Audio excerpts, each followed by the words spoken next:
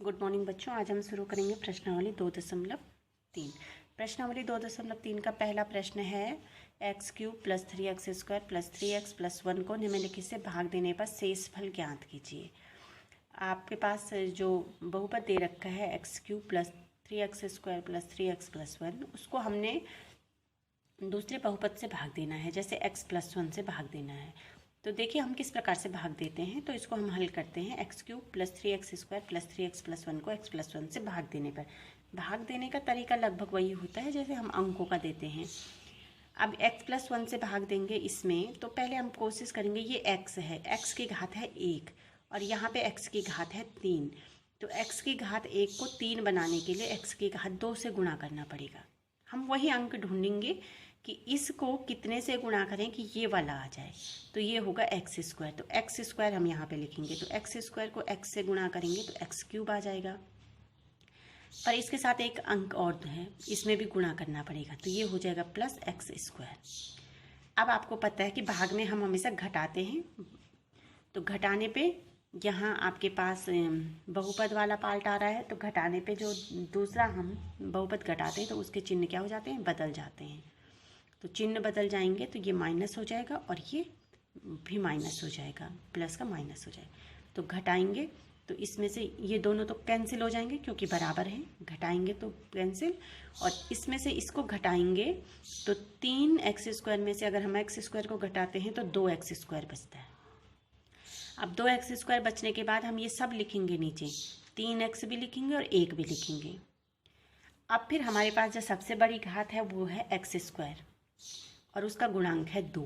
तो x को कितने से गुणा करें कि 2x² आए। एक तो 2 से करना पड़ेगा गुणा और दूसरा x² है और ये x है। तो x को x² बनाने के लिए x से गुणा करना पड़ेगा। तो 2x से गुणा करना पड़ेगा। तो हम यहाँ और चिन्ह भी देखेंगे, ये धन का चिन्ह है यहाँ पहले से। तो हम यहाँ पे लिखेंगे धन 2x। तो धन 2x को x से गुणा करेंगे तो 2x² और 2x को 1 से गुणा करेंगे तो 2x, वो x वाले के नीचे लिख लेंगे। फिर घटाएंगे, घटाने पे नीचे वाले के चिन्ह बदल जा रहे हैं। तो ये प्लस माइनस तो कैंसिल हो गया। अब 3x में से 2x को घटाएंगे तो 1 बचेगा x और सिर्फ हमारे पास यहाँ शेष बचा है 1। तो x धन 1 हम इसको लिख लेंगे। अब यहाँ पे x धन 1 है, ये भी x धन 1 है। तो x यहाँ पे सीधे +1 करेंगे तो ये हो जाएगा, 1 को x से गुणा करेंगे तो x, 1 को 1 से गुणा करेंगे तो 1। घटाने पे दोनों ही कैंसिल हो रहे हैं तो यहाँ पे शेष फल है 0। तो हम कह सकते हैं कि x³ + 3x² + 3x + 1 को x + 1 से भाग देने पर शेष फल 0 है। इसके बाद दूसरा है x - 1/2। अब हमारे पास जो बहुपद है उसको x - 1/2 से भाग देना है। ये थोड़ा सा अलग है क्योंकि आप पहली बार भाग देना सीख रहे हैं और आपके पास थोड़ा ये कह सकते हैं कि आपके लेवल के हिसाब से टफ है, पर आप 1-2 बार प्रैक्टिस करेंगे तो आप कर सकते हैं आसानी से। तो देखिए x³ + 3x² + 3x + 1 को x - 1/2 से भाग देना है। तो जब हम भाग देंगे तो पहला तो x है, तो ये तो आसान है कि x को हमने x³ बनाना है, x² से गुणा करना है। तो देखिए x² से गुणा करेंगे तो ये हो जाएगा x³ और ये हो जाएगा, जब x² को ऋण 1/2 से गुणा करेंगे तो ये हो जाएगा ऋण x²/2। तो घटाने पे ये तो कट रहे हैं आपस में और ये माइनस का साइन है तो ये प्लस हो गया, यानी कि ये जुड़ेंगे। तो 3x² में हमने x²/2 को जोड़ना है। अगर हम x² को x² जो चर वाला पद है उसे अलग करके अचर को जोड़ने की पहले कोशिश करेंगे, यानी कि 3 में हमने जोड़ना है 1/2। तो जब 3 में 1/2 जोड़ेंगे तो ये कितना हो जाएगा, इस प्रकार से हम इसको रफ में कर सकते हैं। 3 धन 1/2 तो 2 3 6 और 1 7/2। तो ये हो जाएगा 7/2 x² धन 3x उतर जाएगा और धन 1 उतर जाएगा। अब हमने क्या करना है, इस x को बनाना है 7/2 x²। तो इसको गुणा करना पड़ेगा, एक तो 7/2 से, दूसरा x से। तो धन 7/2 x हम यहाँ पे लिख लेते हैं। तो 7/2 x², ये पहला वाला तो बन जाएगा आसानी से। अब दूसरा वाला क्या बनेगा, दूसरा वाला क्या होगा कि देखिए यहाँ पे रफ में अगर हम करेंगे तो ये हो जाएगा ऋण 1/2 गुणा 7/2। तो ऋण 1/2 गुणा 7/2 कितना होता है, ऋण 7/4। तो ये हो जाएगा ऋण 7/4x। अब घटाएंगे तो ये माइनस हो जाएगा, ये माइनस वाला है तो ये प्लस हो जाएगा, तो ये तो आपस में कैंसिल हो गए और हमारे पास बचा 13x धन 7/4x, यानी कि 3x धन 7/4x। तो इसका मतलब है कि हमने 3 में कितना जोड़ना है, 7/4। अब हमें इसे रफ में करने की कोशिश करते हैं। 3 धन 7/4, तो एलसीएम 4 आएगा, तो 4 3 12 और 12 धन 7, तो 12 और 7 19, 19/4। तो ये हो जाएगा 19/4x धन a। अब हमें इस x को बनाना है 19/4। तो इस x को 19/4 बनाने के लिए 19/4x बनाने के लिए 19/4 से गुणा करना पड़ेगा।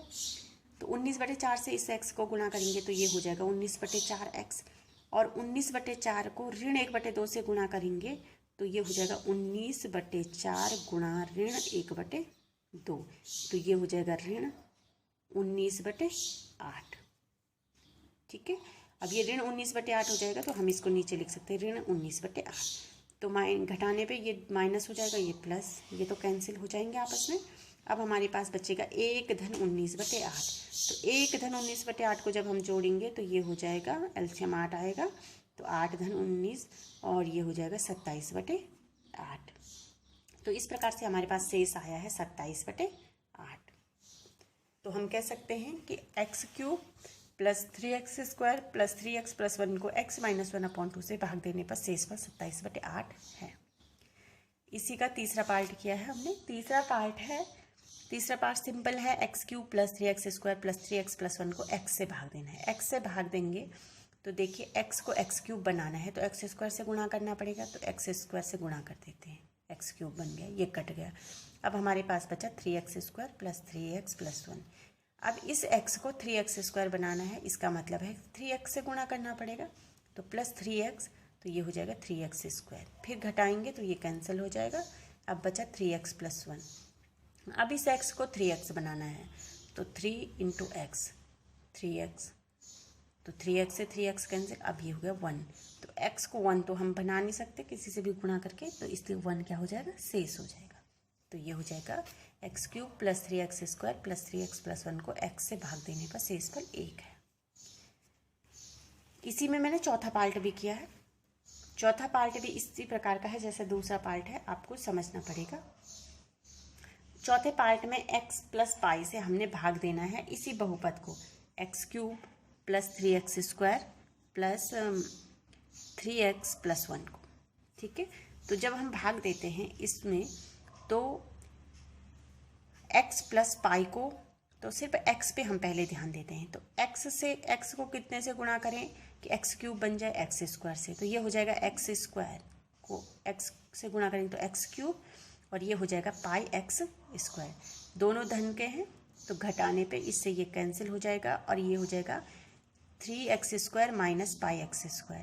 तो इसका मतलब है कि ये हमें इसको लिखना पड़ेगा 3 माइनस पाई और x² कॉमा आएगा। ये क्यों लिखेंगे ऐसे, क्योंकि ये इस प्रकार से बनेगा ना, 3x² माइनस पाई x²। तो x² कॉमन है तो ये हो जाएगा 3 माइनस पाई और x² दोनों में है, तो हम इसको लिखेंगे 3 माइनस पाई x²। x² का अंदर गुणा करेंगे तो ये हो जाएगा 3x² माइनस पाई x²। तो हमारे पास आया 3 माइनस पाई x², फिर ऊपर वाला ऐसे ही उतार देते हैं 3x प्लस 1। अब जो x है उसको हमने बनाना है 3 माइनस पाई x², तो 3 माइनस पाई x से गुणा कर लेते हैं। तो पहला तो हम सीधे लिख लेंगे 3 minus pi x into x x²। अब दूसरा क्या है कि ये जो 3 माइनस पाई है वो पाई से भी गुणा हो रहा है, तो हम इसको लिखेंगे pi into 3 minus pi x। तो ये वाले तो कैंसिल हो गए। अब हमारे पास ये बचा है तो इसको हमें ऐसा लिखना पड़ेगा 3 minus pi into 3 minus pi, और इन सब के साथ आ रहा है हर जगह पे x, तो ये हो जाएगा 3 माइनस 3 पाई प्लस पाई² इंटू एक्स। ये आपके पास बनेगा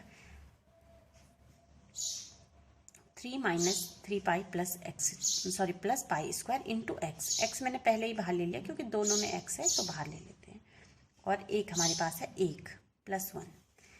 अब हमें इस x के साथ ये लाना है, तो सीधे इसी जो लाना है उसी से हम हर बार गुणा कर रहे हैं उसी चिन्ह के साथ। तो अभी ये प्लस वाला है तो यही लिख लेंगे, plus 3 minus 3 pi plus pi square से हम इसको गुणा करेंगे। तो पहला वाला तो सीधे गुणा करके यही लिख लेंगे, दूसरे वाले में पाई बाहर से फिर से आ जाएगा, pi into 3 minus 3 pi plus pi square. तो ये तो कैंसिल हो गया x वाले पर। अब हमने यहाँ पे घटाना है तो घटाएंगे, तो 1 माइनस, अगर पाई का गुणा अंदर कर देंगे तो ये हो जाएगा 3 पाई, माइनस का है, फिर ये हो जाएगा माइनस माइनस का प्लस 3 पाई स्क्वायर, और माइनस प्लस का minus, pi into pi square pi cube. तो ये वाला जो पोर्शन है ये शेष रहेगा, इसको हम नहीं काट सकते। तो अतः x cube plus 3x square plus 3x plus 1 को x प्लस पाई से भाग देने पर शेष फल 1 minus 3 pi plus 3 pi square minus pi cube आता है। तो आप इन प्रश्नों को अच्छे से समझिए, भाग देने की कोशिश कीजिए, तो आप जल्दी समझ में आ जाएगा।